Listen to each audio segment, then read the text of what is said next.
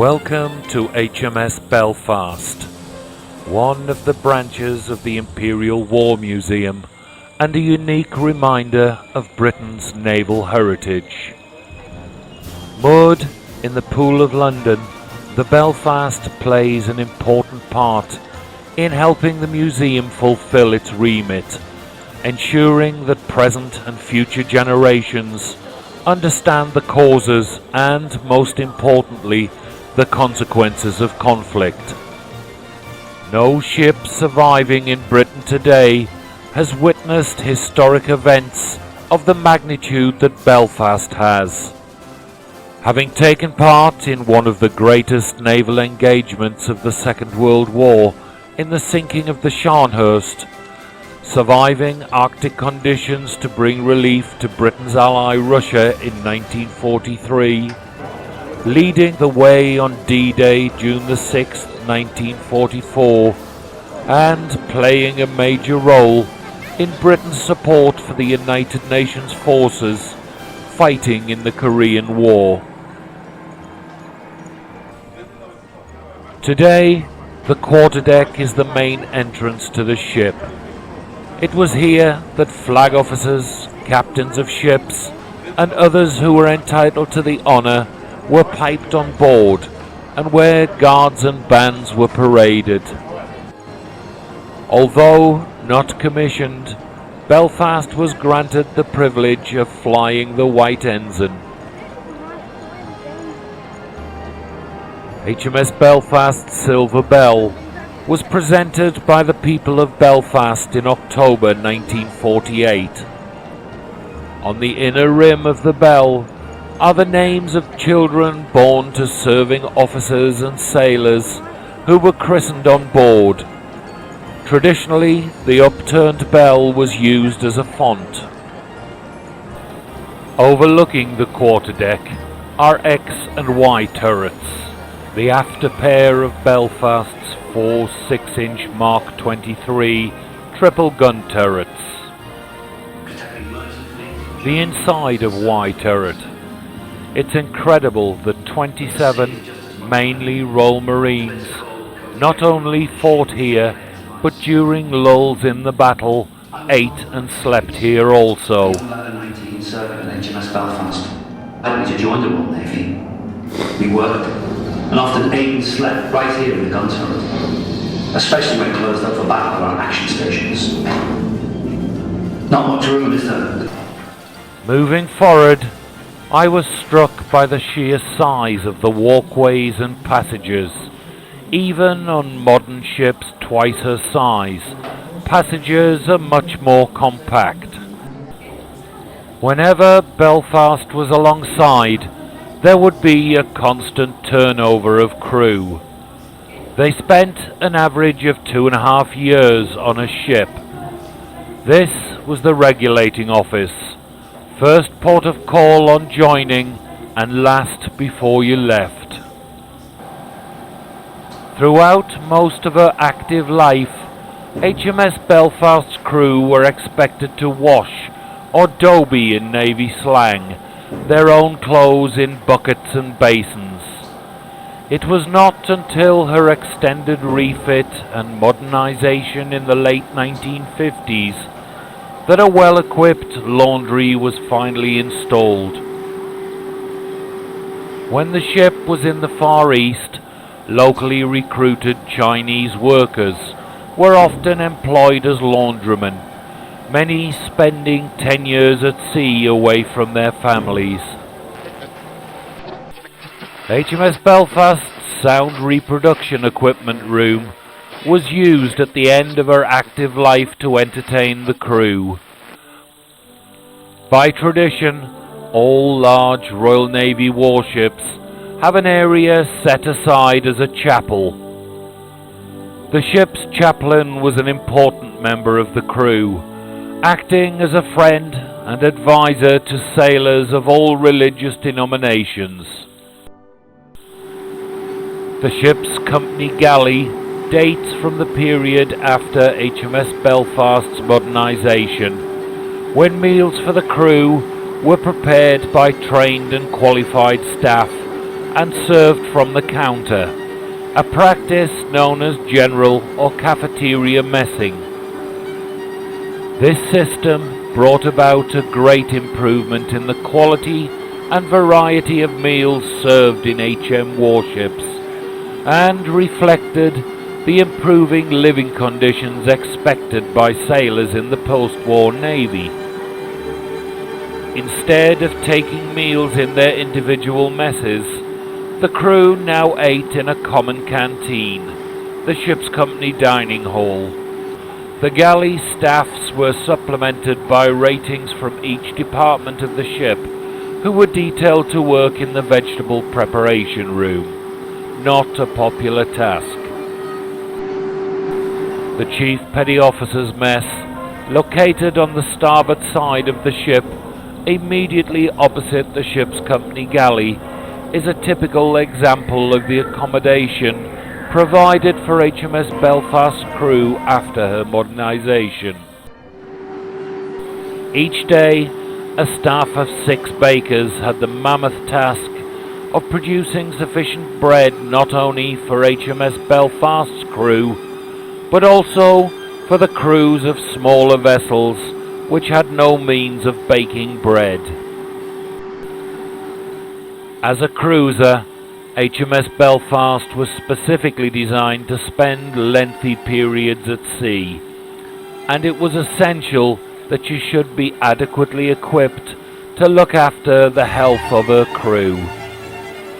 The operating theatre was sufficiently well equipped for the surgeon commander to perform most routine operations, but it was normally only used in emergencies because of the movement and vibration of the ship. No such inhibitions seem to have affected the work of his deputy, the dental officer.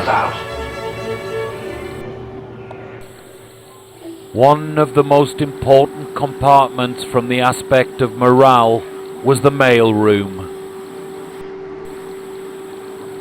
For many of the crew, the provision issue room was the most important compartment in the entire ship, for it was here that the daily rum ration was measured and prepared for issue in a ritual dating back to the middle of the 18th century. Since 1921, the NAFI Naval Canteen Service has served the Royal Navy both ashore and afloat. Large warships such as HMS Belfast were equipped with well-stocked canteens, selling a wide variety of goods, including duty-free tobacco, confectionery and small luxury items, as well as essentials such as toothpaste and shoe polish. Like their predecessors in Nelson's time, the Belfast's ratings lived, slept and ate in communal areas known as messes, which were crammed into every available space. While officers were allocated cabins, the ratings slung their hammocks in the mess or slept where they could around the ship.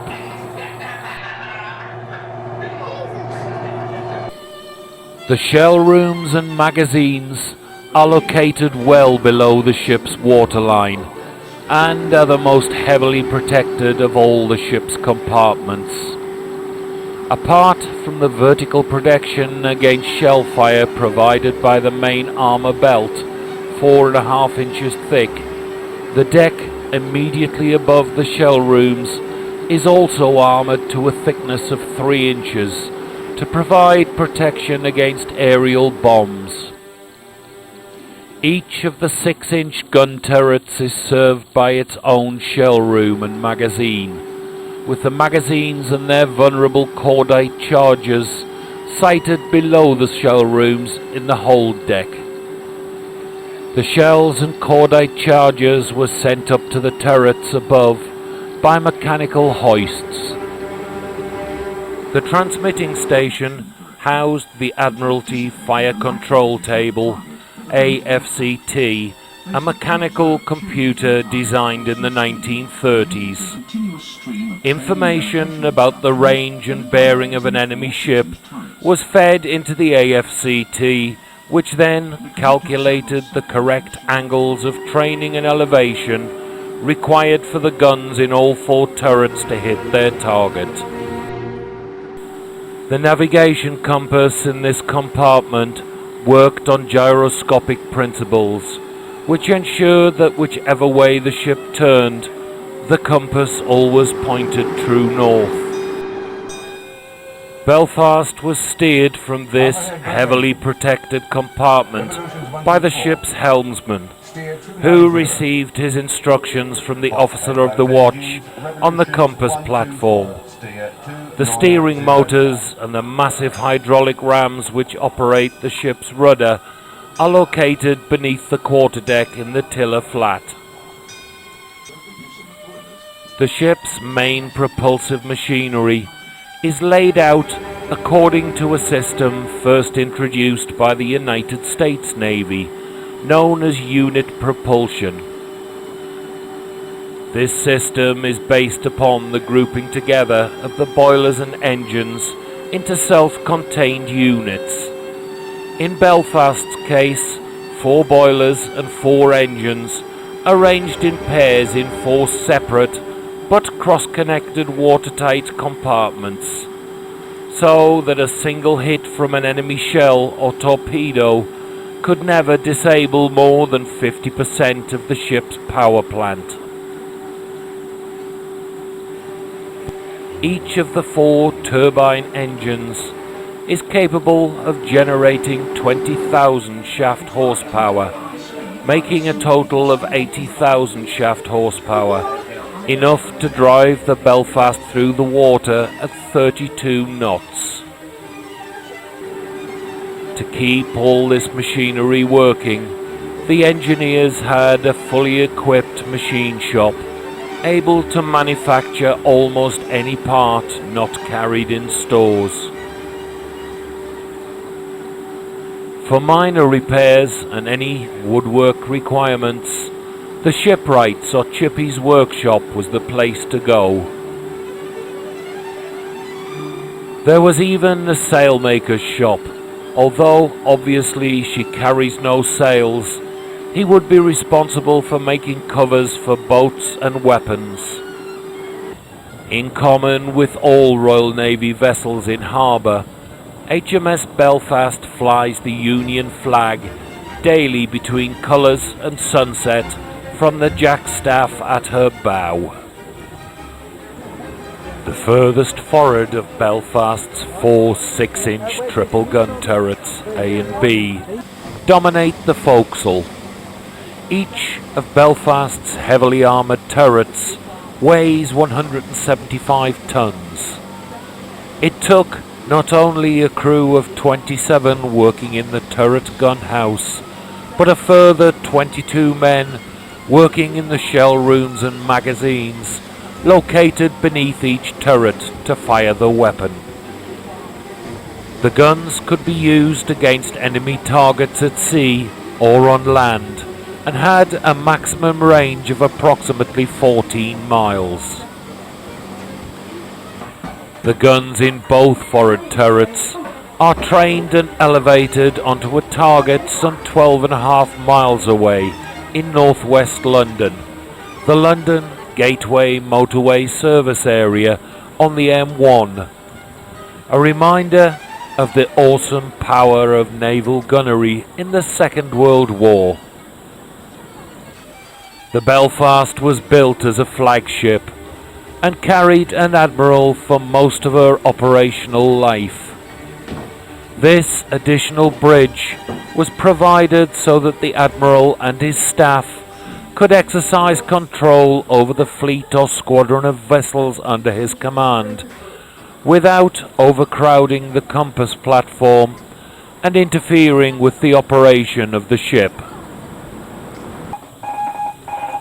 On the same level as the bridge wings is the Bridge Wireless Office, or BWO, where all incoming radio messages were received and outgoing messages transmitted. The Electronic Warfare Office, which housed equipment designed to confuse enemy radar and radio signals, is located next to the BWO. On the deck above are the flag deck, gunnery direction platform, and overlooking them the foremast and forward director control tower. Flying from the port halyard is the flag message, on the left C-35 Belfast pennant number, and on the right Golf Golf Charlie November, her radio call sign. HMS Belfast's operation room and compass platform are the central nervous system of the entire ship. In the operations room, information derived from radar, sonar and intelligence reports on Allied and enemy surface, submarine and air forces was collated and displayed on plots and state boards. From this combined information, the captain was able to evaluate the tactical situation and respond accordingly. It was from the compass platform or bridge that the captain or officer of the watch controlled the ship at sea, passing steering and engine orders to the helmsman at the wheel in the forward steering position located 6 decks below. On the deck below the compass platform are the sea cabins reserved for the admiral, his staff and the captain. Additional sea cabins a further deck below were given to less senior officers. The Belfast secondary battery of 4 twin 4-inch HA-LA Mark 19 mountings is located in pairs on either side of the ship between her funnels. During the Second World War, HMS Belfast carried 6 of these mountings. Although they were primarily designed to protect the ship from attack by enemy aircraft, the guns could also be used against surface targets, hence the designation HA-LA for high angle, low angle. She also carried 8 40mm twin-barrel rapid-firing pom-pom anti-aircraft guns. Directly in front of the forward pair of 4-inch mountings lies the great open expanse of Belfast's boat deck. When in commission, Belfast carried a large number of ship's boats. In May 1971, after 32 years of service, during which she'd steamed 500,000 miles, Belfast was scrapped. But help was at hand. As early as 1967, the Imperial War Museum had been investigating the possibility of saving a Second World War cruiser. They were successful, and the result is what we see today. Preserving and maintaining HMS Belfast is a delicate balance. Work is ongoing to open up more of the ship, but just as important is keeping what they have got fit to display. Much of what we can see is open to the elements, and the British weather is not kind.